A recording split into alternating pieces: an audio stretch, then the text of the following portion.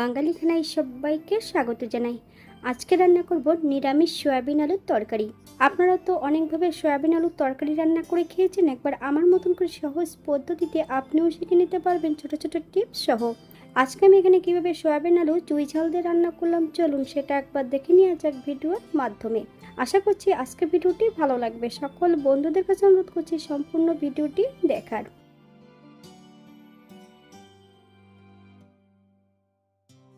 এখানে আমি আগের থেকে বেশ কিছুটা সয়াবিন ধুয়ে সেদ্ধ করে নিয়েছি।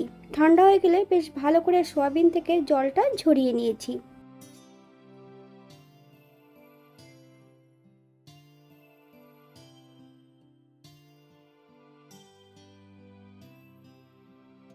অপর দিক থেকে একটা কড়াইতে বেশ কিছুটা সর্ষের তেল অ্যাড করেছি। তেল গরম হওয়া পর্যন্ত অপেক্ষা করতে হবে।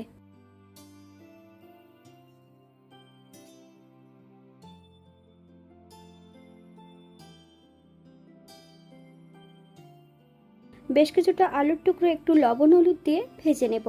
আপনারা একবার স্ক্রিন দিকে ফলো করবেন। বাঙালি রান্না ঘরোয়া উপকরণ দিয়ে আপনাদের যদি রান্নাগুলো পছন্দ হয় তাহলে চ্যানেলটি সাবস্ক্রাইব করে দিয়ে পাশে থাকবেন।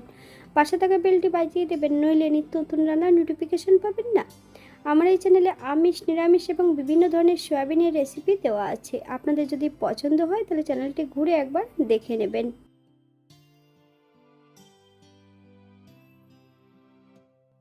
এই পর্যায়ে তেল থেকে সম্পূর্ণ আলুগুলো তুলে নেব। আপনারা এর থেকে কম বেশি ভেজে নিতে পারেন।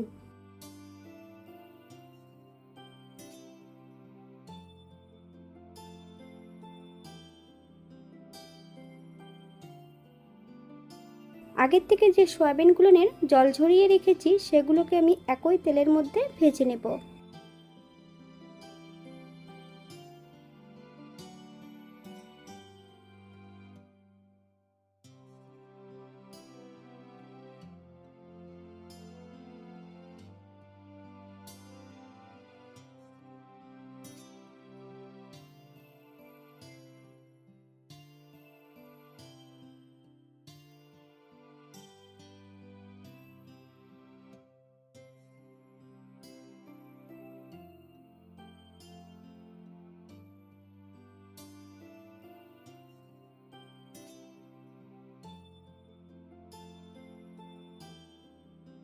এক চামচ চিনি, হাফ চামচ কাশ্মীর লঙ্কার গুঁড়ো, হাফ চামচ লবণ। আপনার স্বাদ অনুসারে লবণটা অ্যাড করবেন। তবে সয়াবিন কিন্তু সেদ্ধ করার সময় আমি এখানে লবণটা অ্যাড করেছিলাম। মিডিয়াম আঁচে বেশ কিছু সময় ধরে ভেজে নিতে হবে।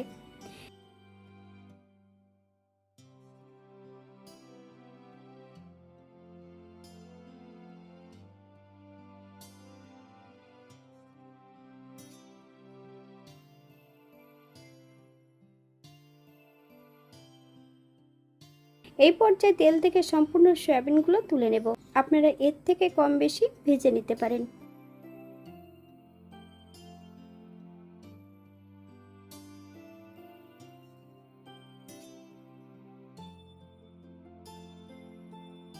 কড়াইতে আবার বেশ কিছুটা সর্ষের তেল অ্যাড করব। তেল গরম হওয়া পর্যন্ত অপেক্ষা করতে হবে।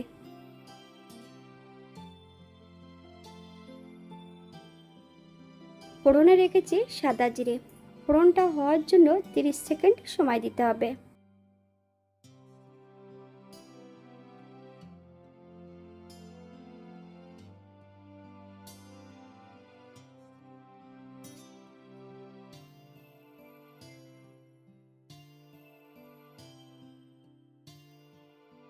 মিডিয়াম সাইজের একটা টমেটো সরু সরু করে কেটে নিয়েছি। সম্পূর্ণ টমেটোর টুকরোগুলো অ্যাড করে দেব। টমেটো থেকে যতক্ষণ কাঁচা গন্ধ ছাড়বে ততক্ষণ বেশ ভালো করে ভেজে নিতে হবে। এক টুকরো চুই ঝাল, আপনাদের কাছে যদি চুই ঝাল না থাকে গোটা গোলমরিচ থেতো করে অ্যাড করতে পারেন।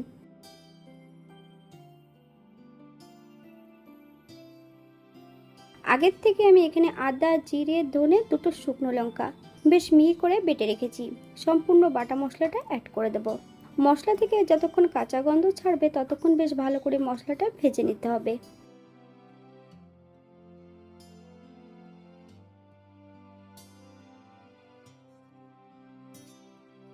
হাফ চামচ কাশ্মীরি লঙ্কার গুঁড়ো, হাফ চামচ হলুদের গুঁড়ো, হাফ চামচ লবণ, আপনার স্বাদ অনুসারে লবণটা অ্যাড করবেন।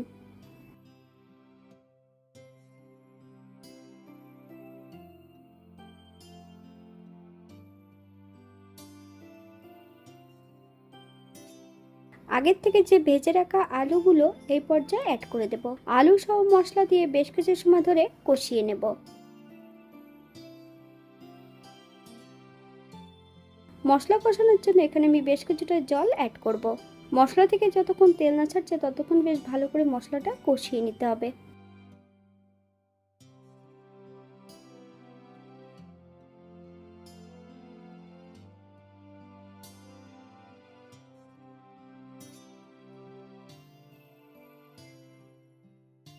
আগের থেকে ভেজে রাখা সম্পূর্ণ সয়াবিনগুলো অ্যাড করে দিতে হবে।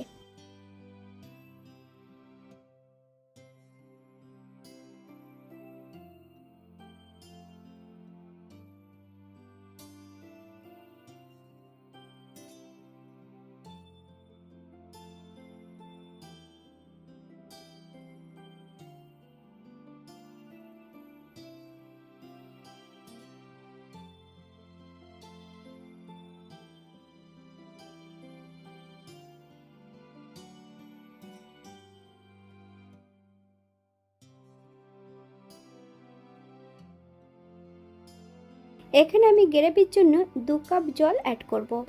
আপনাদের যতটা গ্রেভির প্রয়োজন আপনারা এখানে ততটা জল অ্যাড করতে পারেন। গ্যাসের ফ্লেমটা মিডিয়ামে রেখে বেশ কিছু সময় ধরে জাল করে নিতে হবে, অথবা যতক্ষণ আলুর টুকরোগুলো সেদ্ধ হচ্ছে না ততক্ষণ কিন্তু রান্না করে নেব।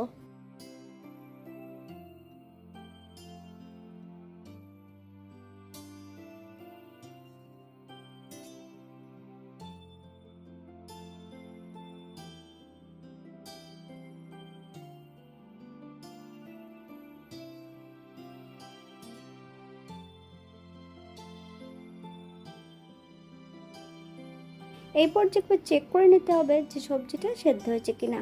হাফ চামচ চিনি, আপনারা যদি পছন্দ করেন তাহলে পরিমাণে বাড়িয়ে দিতে পারেন।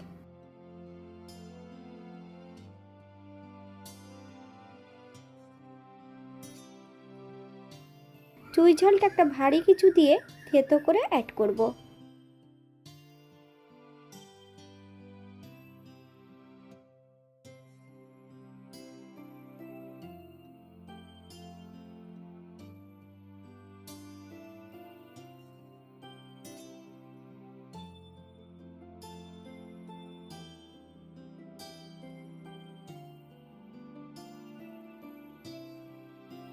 হাফ চামচ গরম মশলা গুঁড়ো,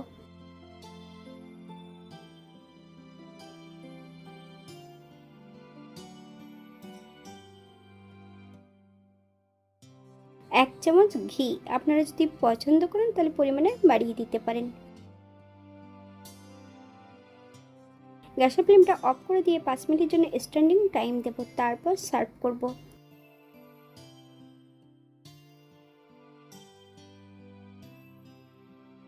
এটা দেখতে যেমন ভারী সুন্দর হয়েছিল, এটা খেতে কিন্তু অসম্ভব ভালো হয়েছিল।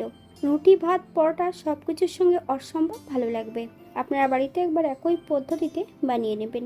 এখানে যে আমি উপকরণগুলো অ্যাড করেছি আপনারা এর থেকে কম বেশি করে নিতে পারেন। আপনারা যদি পেঁয়াজ রসুন বা অন্য অন্য মশলা যদি পছন্দ করেন তাহলে অ্যাড করতে পারেন। আজকের ভিডিওটি এই পর্যন্ত। সবাই সুস্থ থাকবেন, ভালো থাকবেন। অন্যদিন নতুন রেসিপি নিয়ে আপনাদের সামনে আবার আমি হাজির হব। নতুন ও পুরনো সকল বন্ধুদের অসংখ্য ধন্যবাদ ভিডিওটি দেখার জন্য। হাতে যদি সময় থাকে তাহলে একটা লাইক, কমেন্ট, শেয়ার করবেন।